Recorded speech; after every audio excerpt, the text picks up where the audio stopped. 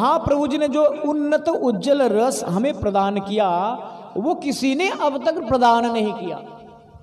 बोले क्यों प्रदान नहीं किया? महाप्रभु जी से पहले सन्यासी नहीं हुए, बहुत सन्यासी हुए। शंकराचार्य जी भी सन्यास लिए थे।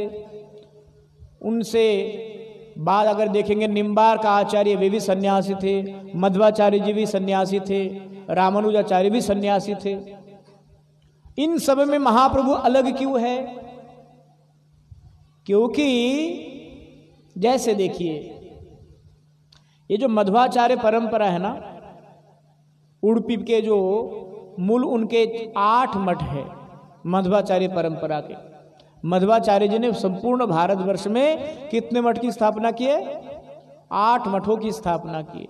जैसे शंकराचार्य जी ने कितने मठों की स्थापना की है? हाँ जी, 4 मठों की स्थापना की। उसी प्रकार मध्वाचार्य जी ने संपूर्ण भारत में 8 मठों की स्थापना की। उनमें से मूल मठ है उडुपी में। तो मध्वाचार्य के परंपरा से उनके उपास्य तत्व क्या है? उपास्य तत्व है गोपाल। क्या है? गोपाल, यानी कि कृष्ण को गोपाल के रूप में वो मानते हैं, पूजते हैं। इसीलिए उडुपी में आज भी गोपाल विग्रह के द्वारा ही वो लोग भगवान को अर्चन करते हैं। तो इसका मतलब क्या हुआ? वात्सल्य रस का हुआ ना। गोपाल की आराधना कौन करेंगे? पुत्रवत कौन मानेंगे? जो मातृवत स्नेह कर सकते, पितृवत आदर दे सकते। हम अपने घरों में जो गोपाल को रखते हैं, तो देखिए ये बड़ा सूक्ष्म विषय है। इसीलिए हमारे गौरीय मठ में गोपाल उपासना पद्धति नहीं है।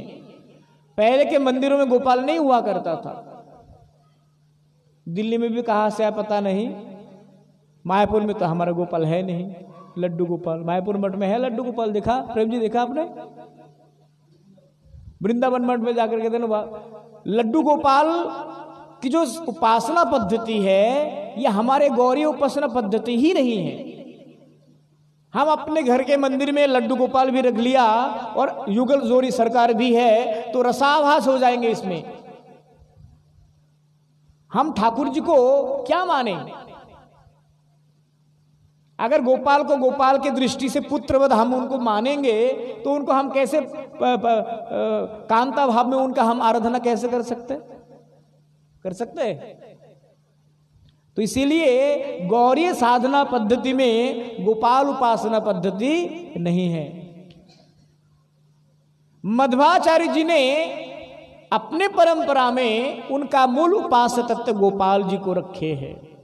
इसीलिए मध्वाचार्य परंपरा में अगर कोई मंत्र से दीक्षित होते हैं तो वो दास्य रस तक ही रह जाते हैं। मध्वाचार्य में युगल जोड़ी की सरकार की उपासना पद्धति नहीं है। फिर अब एक दूसरा प्रश्न आ जाएगा, अगर मध्व परंपरा में युगल उपासना पद्धति नहीं था फिर महाप्रभु जी ने क्यों स्वीकार किया? है ना? क्योंकि महाप्रभु जी ने तो मध्व परंपरा को ग्रहण किया ना। हाँ, निम्बार्क परंपरा का नाम सुना आप लोगों ने? निम्बार्क आचार्य थे। निम्बार्क आचार्य जी उन्होंने अपने अनुयायियों को युगल उपासना पद्धति प्रदान किया था महाप्रभु जी से पहले।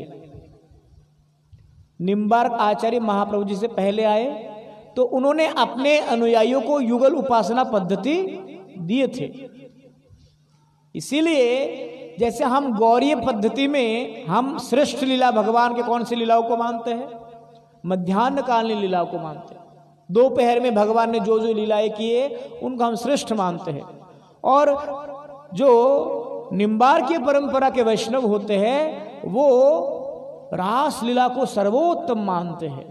क्यों मानते हैं? क्योंकि निम्बार्क आचार्य जी ने उनकी युगल उपासना पद्धति यानी कि सखी भाव से भगवान की उपासना कैसे किया जाए ये रस उन्होंने अपने अनुयायियों को महाप्रभु आने से पहले प्रदान किया था। आज के जो राधा वल्लभ मंदिर में जाएंगे ना, वहां देखते ना बहुत से लोग सखी बन करके तो ये निम्बार की परंपरा से ही है। जो वल्लभाचार्य परंपरा है ये निम्बार की परंपरा से ही निकला हुआ एक संगोष्ठी है। ये जो आज के जो हमारे बहुत प्रसिद्ध हमारे क्या नाम है उनका, वृंदावन के जो पीले वाले बाबा प्रेमानंद जी महाराज, ये निम्बार की परंपरा से है ना। तो निम्बार का आचार्य जी ने सखी भाव में, सखी रस में कैसे भगवान को प्राप्त किया जाए, ये रस महाप्रभु जी से पहले ही उन्होंने प्रदान किया था। तो फिर हम ये कैसे कह सकते हैं कि महाप्रभु जी ने जो उन्नत और उज्जवल रस है वो पहले प्रदान किया, इससे पहले तो निम्बार्क जी ने प्रदान किया, है ना। क्योंकि महाप्रभु जी से बहुत पहले निम्बार्क आचार्य आए और उन्होंने युगल उपासना पद्धति प्रदान किया। क्योंकि निम्बार्क आचार्य जी ने जो प्रदान किया वो सखी भाव है ना। और सखी भाव से, सखी भाव में भी कुछ डिस्टेंस होते हैं भगवान के साथ।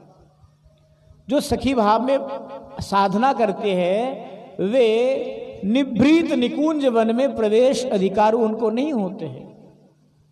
कुंज होते हैं, निकुंज होते हैं और निभृत निकुंज होते हैं। निभृत निकुंज में वहां पर केवल युगल स्वरूप में भगवान विराजमान होते हैं। तो निभृत निकुंज तक प्रवेशाधिकार सखी रस के भक्तों को नहीं मिलते हैं, सखी भाव में नहीं मिलते हैं।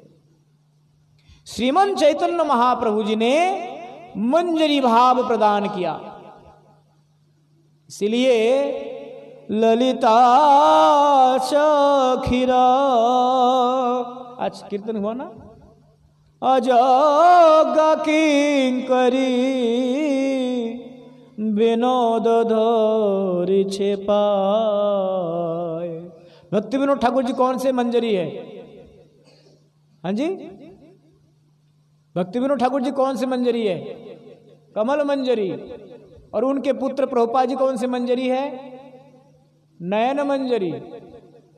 ये उनके सिद्ध स्वरूप है। इस स्वरूप व्यवस्था हमें कौन प्रदान किया? श्रीमन चैतन्य महाप्रभु।